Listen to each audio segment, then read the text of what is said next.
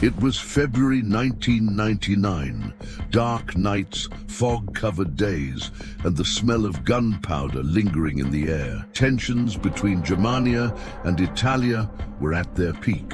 Since Salurn was located near the border, its residents slept and woke to the sound of shelling. At that time, Jäger Memorial Hospital in Salurn had become a central refuge not just for regular patients, but also for war casualties. The city had a strange, ominous silence. People lived with fear in their hearts and flinched at every noise. Ward boy named David worked at the hospital. He was middle-aged, thin, olive-skinned, and carried a strange indifference in his eyes. He spoke little and always seemed lost in thought. To patients he appeared gentle, but some nurses were unsettled by his behavior. He would often disappear at night without informing anyone. Occasionally someone saw him heading toward the cemetery, but given the wartime chaos, no one paid much attention. Not much was known about David's life. It was said he was an orphan, once enlisted in the army but discharged after some incident.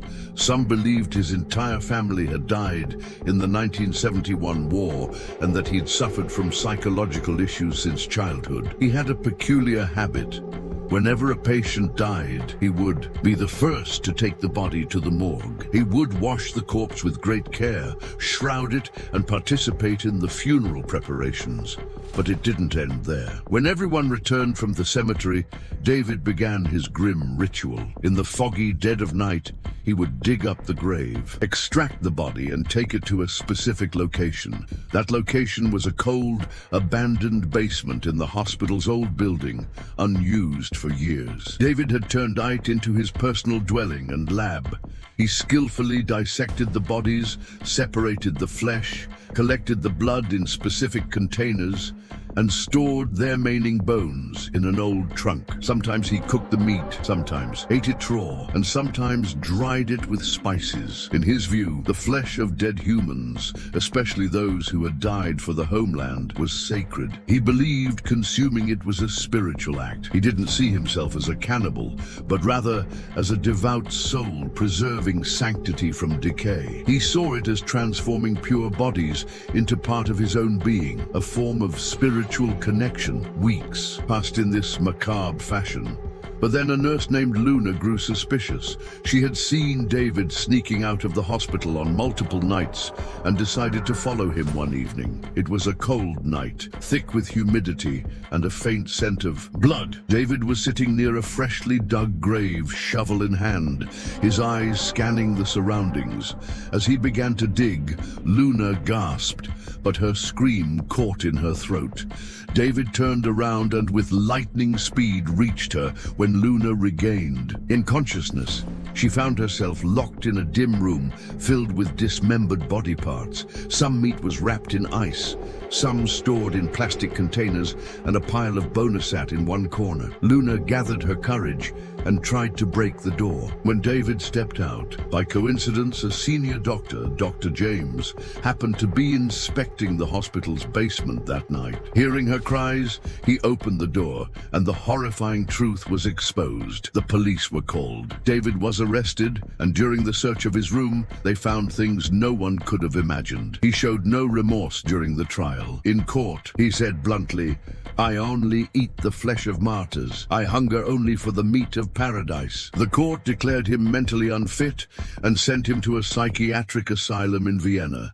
But even there, David's behavior didn't change. Staff reported that he spoke bizarre things about other patients. He'd say, "These madmen are already dead, only their bodies remain." A few months later, a patient mysteriously disappeared. When a search was conducted, his half-eaten body was found in an old room, and David, he was nowhere to be found. He had escaped. After that, reports emerged from different regions of grave robberies. Some people claimed to have seen a strange figure roaming graveyards at night, who would vanish into the fog when called out. To elderly locals spoke of a similar man they saw during wartime, someone who'd cry near corpses, whisper into their ears, and disappear. Perhaps it was David.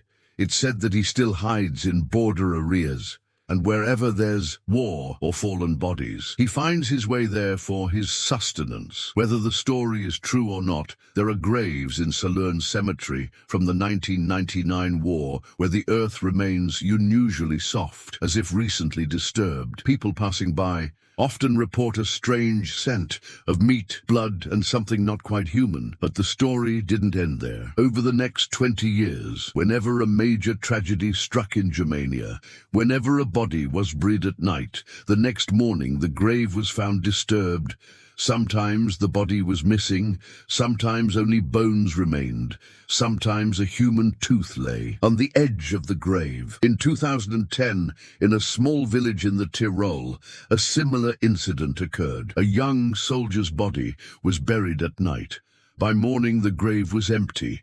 A rusty shovel lay nearby, etched with the number of a hospital storeroom. Investigation revealed that the number belonged to the closed-down storage of Jäger Hospital. In Salurn, a secret investigative team was formed.